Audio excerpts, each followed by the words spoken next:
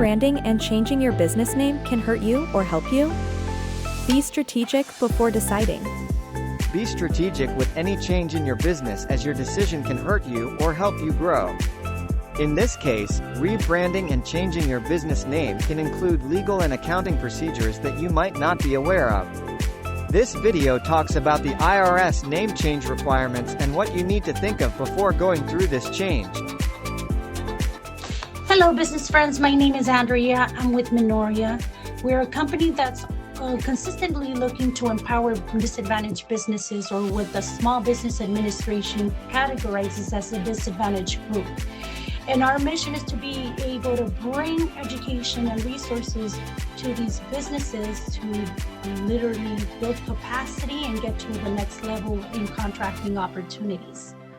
Now, in relation to this video, I want to be very specific on how strategic you need to be when it comes to making any changes in your company, especially if you're getting some type of momentum in building that capacity and growing.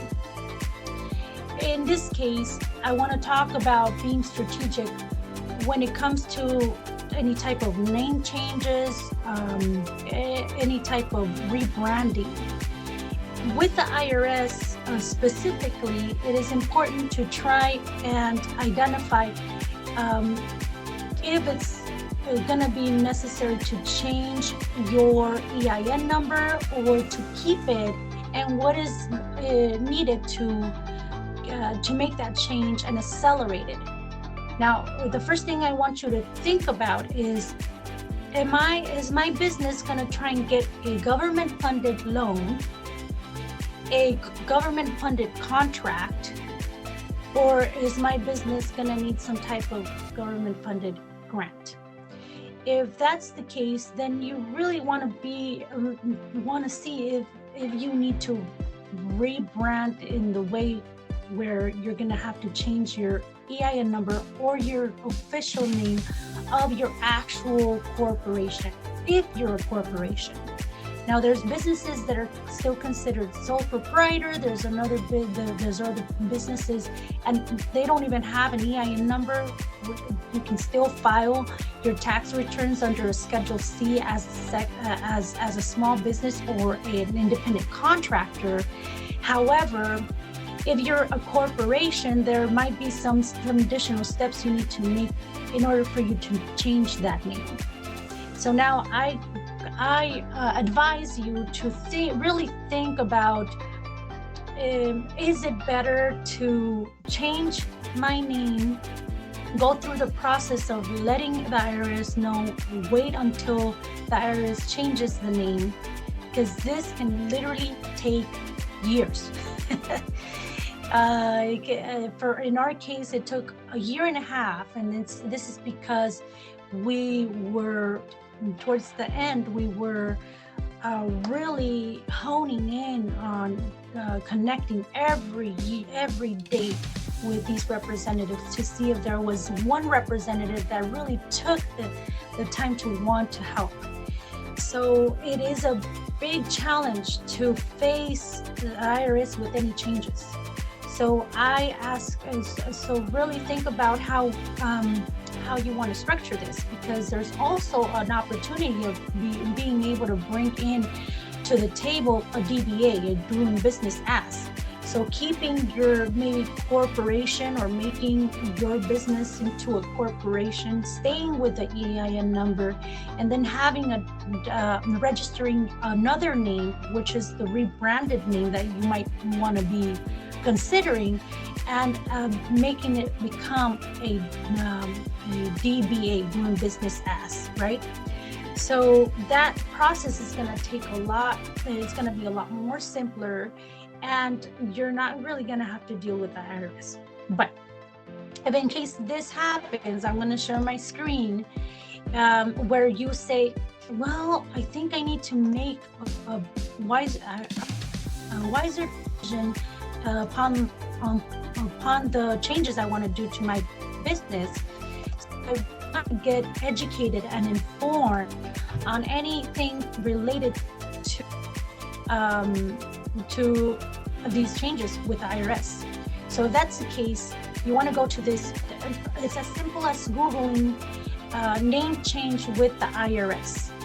You're going to get this link, and this link directs you to this business name. This link is also going to be on our resources notes in the bottom of this video.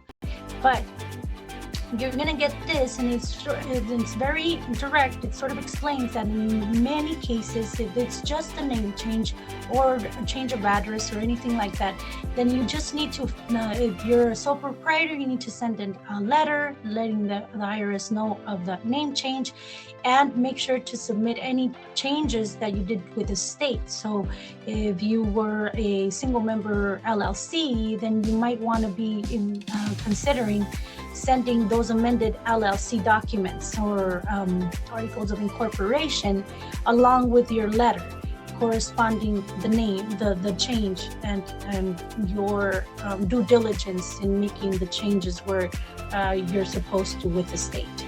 Now, when it comes to corporations, you also need to do the same thing. You don't want to miss out on sending a letter.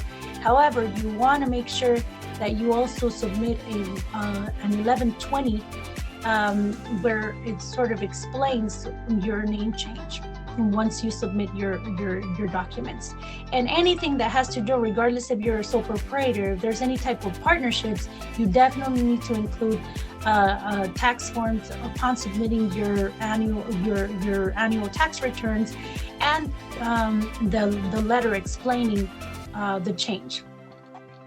If you want to have more information, you want to go to this publication 1635 to understand your EIN number.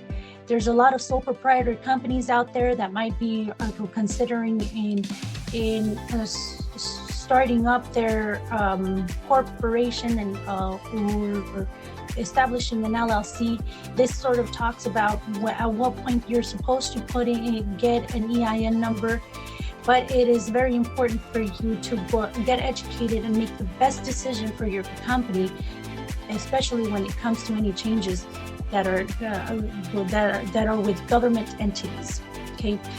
Another item that I would like to address before I finish this video is that whenever you are considering a particular name change or a change within your business, it is important and it's very vital for you to have a plan of this name change.